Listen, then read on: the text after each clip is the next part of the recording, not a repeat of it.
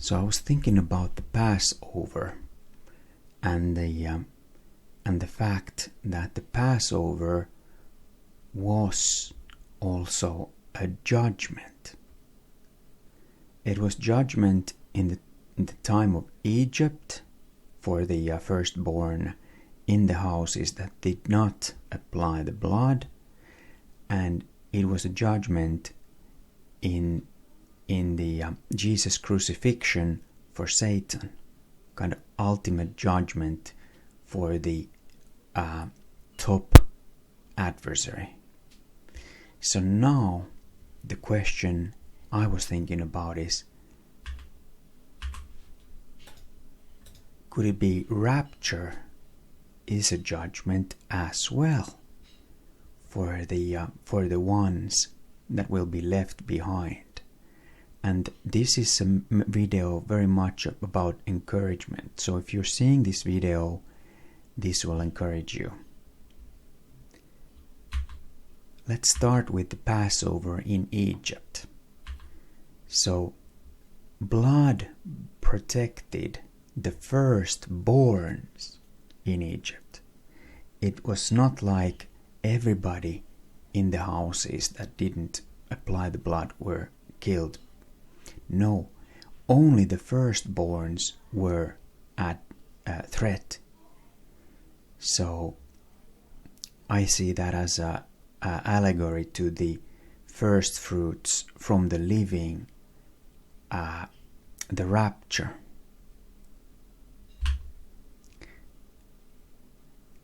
The people inside the house, if it was protected by the blood, the righteousness of the people inside did not matter. The morale of the people inside did not matter. The nationality nor the dogma, whatever details, the only thing that mattered was the blood. And the only act that you needed to do was to apply the blood. And that was usually the husband of the household. So he was protected as well as he made sure everybody in his family was inside. I think there might be a deeper connect with this whole pattern to the rapture as well.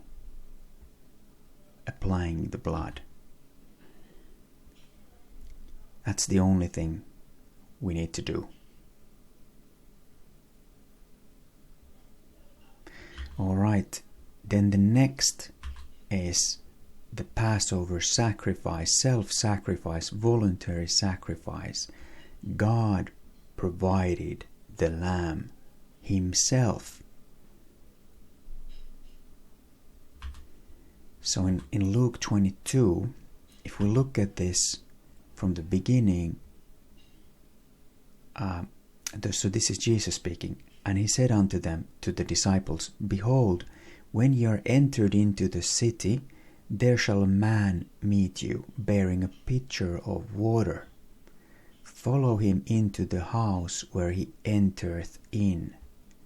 And ye shall say unto the good man of the house, The master said unto thee, Where is the guest chamber, where I shall eat the Passover with my disciples? And he shall show you a large upper room furnished, there make ready. And they went and found as he had said unto them, and they made ready the Passover. And when the hour was come, he sat down, and the 12 apostles with him. So there is some allegories to the wedding, marriage supper of the Lamb table with this Passover table as well. But in this video, let's focus on some other aspects. And he said unto them, With desire I have desired to eat this Passover with you before I suffer. For I say unto you, I will not any more eat thereof, So he will not finish it. He will eat some of it, but then he will not anymore eat thereof from the meal that was right there at the table, until it be fulfilled in the kingdom of God. Could it be that there is still some unfinished business when it comes to Passover?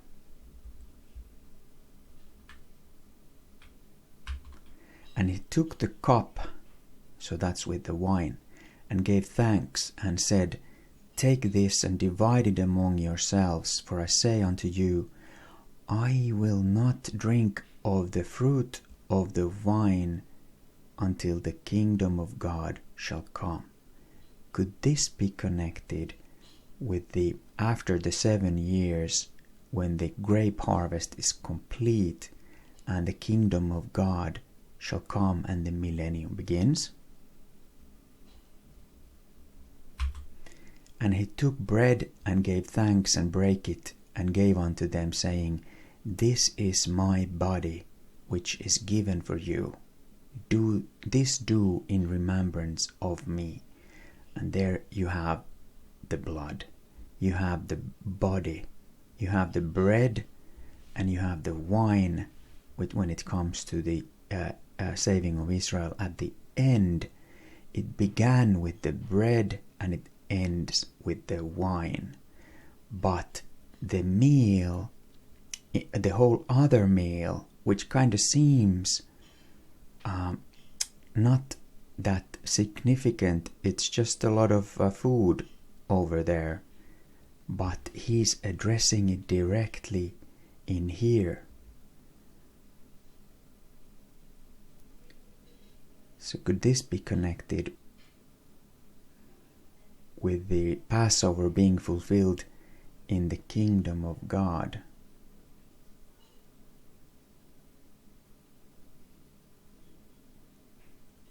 And this could be true in many ways. It could be because in the rapture we would go to the kingdom of God in the heavens. Then, after the 7 years, the kingdom of God will come on earth. So there might be still some.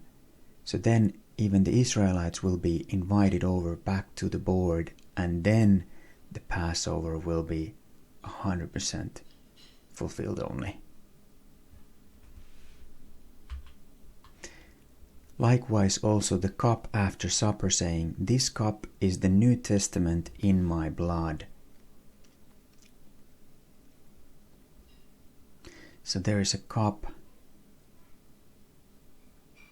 earlier and then after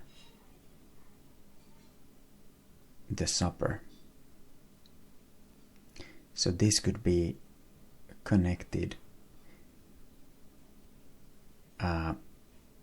with this ultimate fulfilling of the whole Passover. Blood is still there, and maybe that will be the